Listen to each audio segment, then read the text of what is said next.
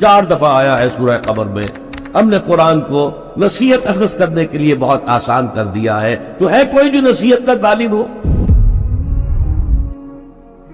دعوت ہو، تذکیر ہو، فذکر بالقرآن من یخاف وعید. پہلا کام حضور کا یہ تھا، قرآن کے ذریعے سے لوگوں کو اللہ کی طرف بلانا.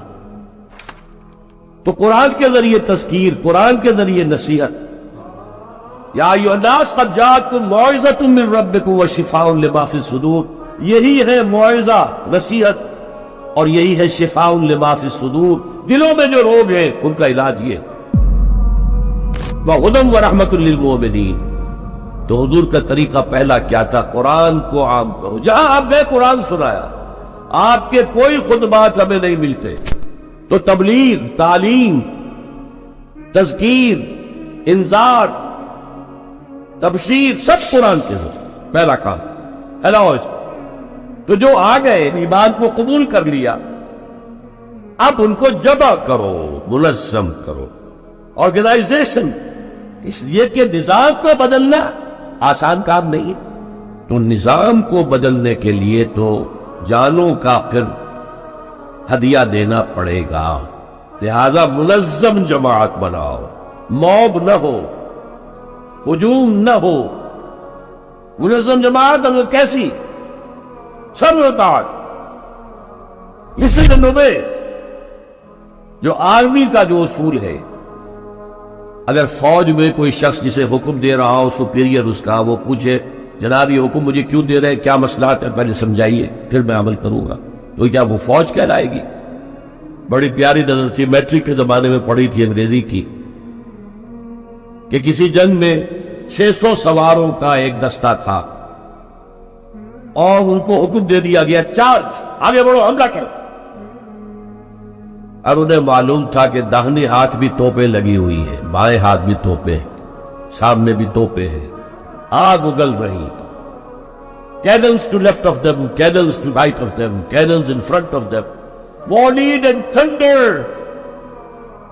لہذا سب نے یہ سمجھا someone has blundered. کسی نے بڑی غلطی کی ہے یہ حکم دے کر. جو کمانڈر ہے بڑی خطا ہوئی. لیکن there's not to reason why. یہ why کا سوال کرنے کا تو ان کا مقام نہیں. there's but to do and die. جو حکم ملا کرو، مرتے ہو تو مرو. Therefore into the valley of death rode the 600. 600 کے 600 موت کی وادی میں اتر گئے. تو جب تک ایسی جماعت نہیں ہوگی، نظام نہیں بدلا جا سکتا. یہی کام حضور نے کیا. ایمان کی دعوت دی اور ایمان دلوں میں راسخ ہو گیا، انہیں منظم کیا. حدیث میں آتا ہے، اور یہ مشکات شریف میں بھی حدیث ہے، مسند احمد ابن حنبل کے حوالے سے اور جامع ترمذی کے حوالے سے. حضور فرماتے ہیں، حارث اشعری رضی اللہ تعالیٰ عنہ اس کے راوی ہیں، انی آمرکم بخمس، مسلمانوں میں تمہیں 5 باتوں کا حکم دے رہا ہوں. اللہ امرنی بہن. ایک روایت میں یہ اضافی الفاظ ہے، اللہ نے مجھے حکم دیا ہے، اپنی طرف سے نہیں دے رہا. حالانکہ حضور کو اختیار تھا، آپ اپنی طرف سے بھی حکم دے سکتے. وہ 5 باتیں کیا ہیں؟ بالجماعت والسمع والطاعت والہجرت والجہاد فی سبیل اللہ. کس کو نہیں معلوم 5 ارکان اسلام؟ اور کس نے فرمایا؟ یہ حضور نے. اسلام کی تعبیر 5 بنیادوں پر ہے. یہ حدیث ہمیں یاد ہے. اور جس کے کہہ رہے ہیں میں حکم دیتا ہوں تمہیں اور اللہ نے مجھے حکم دیا ہے، یہ 5 باتیں ہمارے ذہن سے نکل گئی. اس لیے کہ ہمارے ذہن میں اسلام کا تصور مذہب کا ہے، دین کا ہے ہی نہیں. ہم وہی سمجھتے ہیں کہ نماز، ایک تو یہ کہ ہمارے عقائد ٹھیک ہو، نماز، روزہ، حج، زکوٰۃ کا تقاضا ہو، اور کچھ جو ہمارے سوشل کسٹمز ہیں، عیدیں منائے، جمعہ پڑھے، قربانیاں دیا کریں عید الاضحیٰ میں، بچے کا عقیقہ کریں، مردے کو دفنائیں، کفنائیں، شادی ہو تو ایجاب و قبول کرائیں، پھیرے نہیں ڈلوائیں گے. بھئی یہ ہمارا دین ہے، ہمارا مذہب ہے. مذہب دین نہیں ہے یہ. دین کا تصور ہی نہیں. ہم اتنے خوگر ہو گئے محکومیت کے کہ دین کی اقامت کا تصور، دین کو غالب کرنے کا تصور ہمارے ذہن سے نکل گیا، ذہن میں ہے ہی نہیں. علماء کو بھی اجنبی سی بات لگتی ہے، یہ کیا بات کہہ رہے ہیں، یہ تو اجنبی سی بات ہے، اس لیے کہ ہمارے ذہنوں سے تصور نکل گیا. پہلے مسلمان بادشاہ تھے، اس کے بعد آگے انگریز نے کہا قانون ہمارا ہوگا، کرمنل لا ہمارا ہوگا، CRPC ہماری ہوگی، سول لا ہمارا ہوگا، نظام ہمارا ہوگا. ہاں نماز پڑھ سکتے ہو، روزہ رکھ سکتے ہو، ہمیں کوئی تمہارے مذہب سے کوئی دشمنی نہیں. بلکہ انگریز نے تو بڑی رعایت کی تھی. اس نے کہا تھا تم اپنے فیملی لاز بھی اپنی مرضی سے جیسے چاہو طے کرو. آج مسلمان ممالک میں سے بھی اکثر نے اپنے فیملی لاز چھوڑ کر یورپ کے فیملی لاز اختیار کر لیے، اور پہلی مرتبہ یہ کام کیا تھا ترک نے. اور یورپ کے اخبارات نے پھر تنزیہ لکھا تھا کہ یہ عجیب قوم ہے، کہتی ہے کہ بہترین قانون ہمارے پاس ہے، اور حال یہ ہے کہ فیملی لاز بھی ہم سے مانگ رہے ہیں، رومن لا سے اخذ کر رہے ہیں فیملی لا. یہ ان کا حال ہے، کہتے ہیں بہترین قانون ہمارے پاس.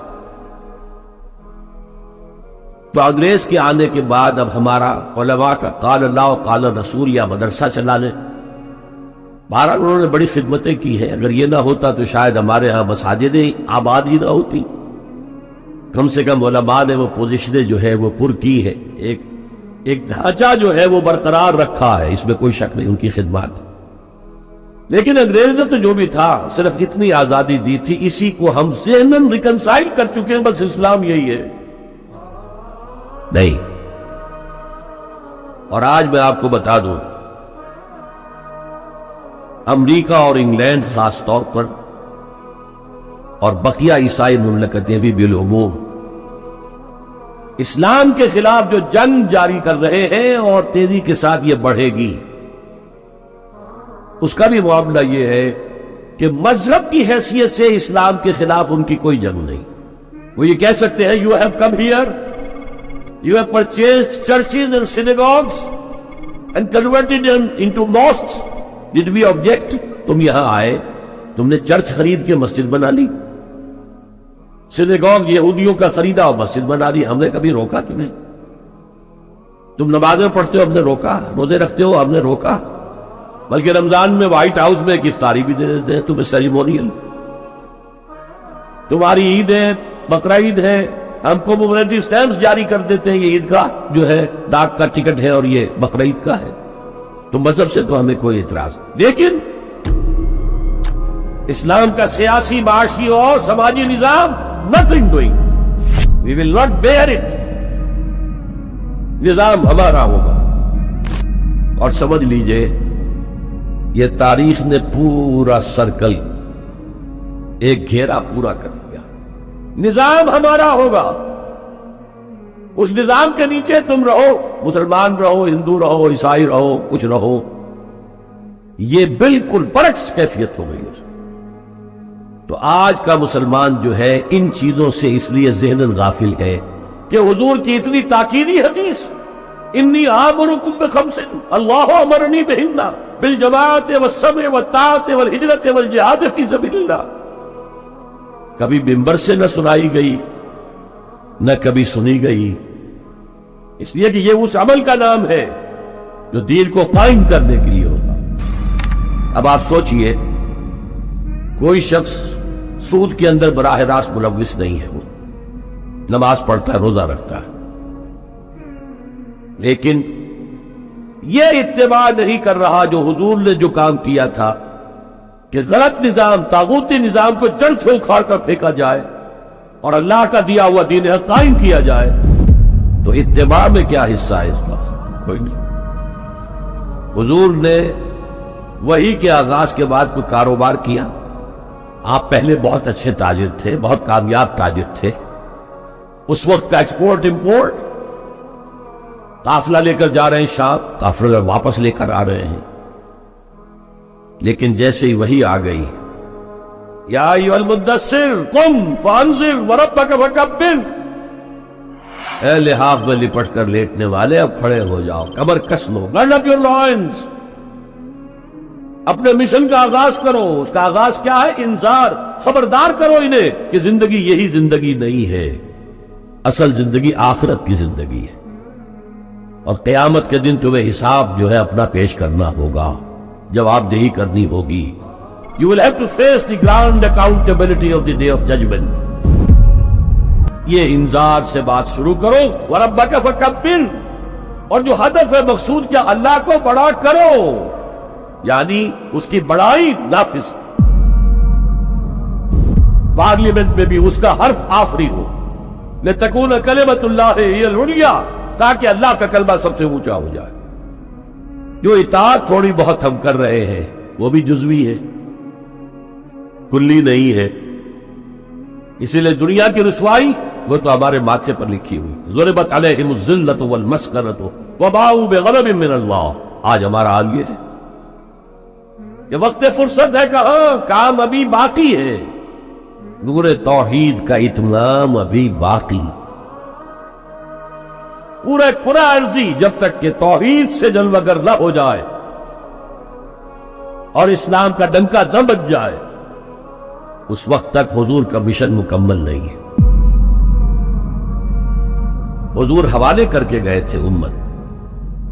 خطبہ حجۃ الوداع میں آپ نے سوال کیا، الا هل بلغت، اور 1.25 لاکھ کے مجمع نے جواب دیا، انا نشهد انک قد بلغت الرسالۃ وادیت الامانۃ ونصحت الامۃ وکشفت الغمۃ۔ حضور ہم گواہ ہیں، آپ نے حق رسالت ادا کر دیا، حق امانت ادا کر دیا، مسلمانوں کی خیر خواہی کا حق ادا کر دیا، امت کی خیر خواہی کا، اور گمراہی کے پردے چاک کر۔ 3 دفعہ حضور نے سوال کیا، 3 دفعہ جواب دے کر پھر آسمان کی طرف نگاہ اٹھائی اور انگشت شہادت سے اشارہ کیا، اور پھر لوگوں کی طرف، اللہم اشہد، اللہم اشہد، اللہم اشہد، اے اللہ تو بھی گواہ رہے، یہ مان رہے ہیں کہ میں نے پہنچا دیا۔ اور پھر کیا کہا؟ فَلْيُبَلِّغِ الشَّاهِدُ الْغَائِبَ، اب جو یہاں موجود ہے ان کا فرض ہے کہ ان کو پہنچائے جو یہاں نہیں ہے، اور یہ ابد الآباد تک کے لیے، قیامت تک کے لیے۔ انا آخر المرسلین وانتم آخر الامم، میں آخری رسول ہوں، تم آخری امت ہو، اور تمہیں نکالا گیا دنیا والوں کے لیے۔ دنیا کی دوسری قومیں اپنے لیے جیتی ہیں، اپنی عظمت، اپنا بول بالا، اپنے مفادات، اپنی مصلحتیں، اور تمہیں دنیا والوں کے لیے جینا ہے۔ ہم تو جیتے ہیں کہ دنیا میں تیرا نام رہے، کہیں ممکن ہے کہ ساقی نہ رہے، جام رہے۔ یہ جام ہدایت کون گردش میں لائے گا اگر ساقی نہ ہو؟ ساقی امت مسلمہ ہے۔ یہ دوسری بات ہے کہ امت بھول گئی، خود ہی نہیں پڑھا، پڑھائیں گے کیا؟ خود ہی نہیں سمجھا، سمجھائیں گے کیا؟ بہرحال وقت فرصت ہے، کہاں کام ابھی باقی ہے، اور اس کی صحیح حدیثیں موجود ہیں کہ دنیا میں دوبارہ نظام خلافت علی منہاج النبوہ آئے گا، اور اب جب آئے گا گلوبل ہوگا۔ یہ ایک بہت بڑا تصادم آنے والا ہے، جسے کہ بائبل کے ماننے والے کہتے ہیں آرمگیڈون، بہت بڑی جنگ۔ اگر آپ کہیں ڈکشنری میں جا کر دیکھیں گے آرمگیڈون کے معنی تو لکھا ہوگا a very big war which will be fought between the forces of evil and good before the end of this world۔ اور حضور کی احادیث میں الملحمۃ العظمی، عظیم ترین جنگ، الملحمۃ الکبریٰ، سب سے بڑی جنگ، اور اس میں یا تو ایک طرف ہوگا نیو ورلڈ آرڈر، وہ چاہتا ہے گلوبل ہو جانا، اور یہ حقیقت میں نیو ورلڈ آرڈر ہے۔ عیسائی دنیا اس وقت یہودیوں کے پنجے میں، شکنجے میں ہے۔ آپ کو معلوم ہے جو ریئیکشن ہوا ہے بعد میں، جو کچھ ہٹلر نے کیا یہودیوں کے ساتھ، کہتے 60 لاکھ ہمارے مارے ہیں۔ کیوں؟ کہ انہیں احساس ہو گیا تھا انہوں نے اپنے شکنجے میں ہمیں کس لیا ہے، لہذا اس نے انتقام لیا۔ بہرحال اب جو بھی ٹکراؤ ہونے والا وہ 2 نظاموں کا ہوگا، جسے ہنٹنگٹن نے کہا ہے کلیش آف سیویلائزیشنز، تہذیبوں کا تصادم آئے گا، اور اس میں دوسری تہذیب ہماری یا ہمارا نظام اس وقت دنیا میں کہیں نہیں ہے، لیکن دشمن کو معلوم ہے۔ ابلیس کی مجلس شورا میں علامہ اقبال نے ابلیس کے ترجمانی کہتے ہوئے کرتے ہوئے کہا ہے اگر کوئی خطر مجھ کو تو اس امت سے، ابلیس کہہ رہا ہے اگر کوئی خطر مجھ کو تو اس امت سے، جس کی خاکستر میں ہے اب تک شرار آرزو، انگارے کے اوپر آ گئی ہے راکھ، اندر دہکتی ہوئی آگ ہے، جس کی خاکستر میں ہے اب تک شرار آرزو، عصر حاضر کے تقاضاؤں سے ہے لیکن یہ خوف، ہو نہ جائے آشکارا شرع پیغمبر کہیں، یہ تو تاریخ ادھر جا رہی ہے۔ اب نیا سنتھیسس کیا ہوگا؟ ملوکیت ختم ہوئی، جمہوریت آئی، جمہوریت نے کیپٹلزم کی شکل اختیار کر لی، اس کا جواب کمیونزم میں آیا، کمیونزم نے ڈکٹیٹرشپ کی شکل اختیار کی، وہ بھی آج بڑھ چکا ہے۔ اب فوکویاما جو ہے بغلے بجا رہا ہے کہ معلوم ہو گیا کہ ہمارے نظام سے بہتر کوئی نظام نہیں، دیکھو وہ پڑا ہوا ہے مرا ہوا مردہ یو ایس ایس آر کا اور کمیونزم کا، کرتا ہے دولت کو ہر آلودگی سے پاک و صاف، منعموں کو مال و دولت کا بناتا ہے امین۔ اس سے بڑھ کر اور کیا فکر و نظر کا انقلاب؟ بادشاہوں کی نہیں، اللہ کی ہے یہ زمین، ان الارض للہ۔ یہ نظام دبا ہوا ہے، راکھ کے اندر چھپا ہوا ہے، لیکن وہ خوب جانتے ہیں کہ ان کے اندر وہ جذبہ ہے، اگرچہ ابھی وہ جذبہ پھٹک رہا ہے، صحیح رخ پر نہیں، کہیں اس نے دہشت گردی کی شکل اختیار کر دی جو کاؤنٹر پروڈکٹیو ہے۔ فائدہ کیا؟ ایک ہاتھی کو آپ ایک سوئی چبو دیں، اسے پتہ بھی نہیں چلے گا کہ میرے جسم میں کوئی سوئی گئی ہے۔ امریکہ ہاتھی ہے اور نشے میں دھت ہاتھی ہے، جس نے نہ یونائٹڈ نیشنز کی پرواہ کی، نہ ورلڈ کی رائے عامہ کی پرواہ کی، نہ اپنے جو یورپین الائز ہیں ان کی پرواہ کی، کسی کی پرواہ نہیں کی۔ We shall go it alone، جسے جہاں آنا ہو آ جائے ورنہ نہیں، نشے میں دھت ہے۔ لیکن جب یو ایس ایس آر کا خاتمہ ہوا اور ادھر جو ہے نیٹو کو اثر نو منظم کرنے لگے، ایکسپینشن ہو رہی ہے، تو کسی نے پوچھا اس وقت کے نیٹو چیف سے کہ اب آپ کا جو دشمن تھا وہ تو ختم ہو گیا، وہ تو تمہارے قدموں میں پڑا ہوا ہے، تمہارے قرضے لے کر تو بمشکل وہ روٹی کھا رہا، تو کیا ضرورت ہے اب نیٹو کی اور یہ سارا؟ ان کا ہمیں مسلم فنڈامنٹلزم سے خدشہ ہے، ڈر ہے، یہ ساری تیاری اس کے لیے ہو گئی۔ ایک بہت بڑا تصادم ہوگا، اس کے لیے کمر کسنے کی ضرورت ہے، لیکن اس میں یہ ہے کہ جو کمزوری ہماری ہے، ہم میتھڈالوجی آف دی پروفٹ صلی اللہ علیہ وسلم کو نہیں سمجھ پا رہے۔ یہ کام ایک دفعہ ہونا ہے، دوبارہ ہوگا اسی طریقے سے جس طریقے سے حضور نے برپا کیا۔ آپ زمانے سے بورو کر کے، کمیونسٹوں سے ان کا طریقہ کار مانگ کر، یا یہ انتخابات کے ذریعے اسلام نہیں آ سکتا، وہ آئے گا through the revolutionary process to be derived from the سیرہ of محمد صلی اللہ علیہ وسلم۔ بہرحال اس کے لیے کمر کسیں، اتباع رسول جو ہے، دل میں ارادہ تو ابھی سے بات ہے کہ ہمیں کرنا ہے، اللہ تعالی ہمیں اس کی توفیق عطا فرمائے، اللہ تعالی ہمیں اس کے لیے اپنا عزم مصمم کرنے کی توفیق عطا فرمائے۔ اقول قولی ھذا واستغفر اللہ لی ولکم ولسائر المسلمین والمسلمات۔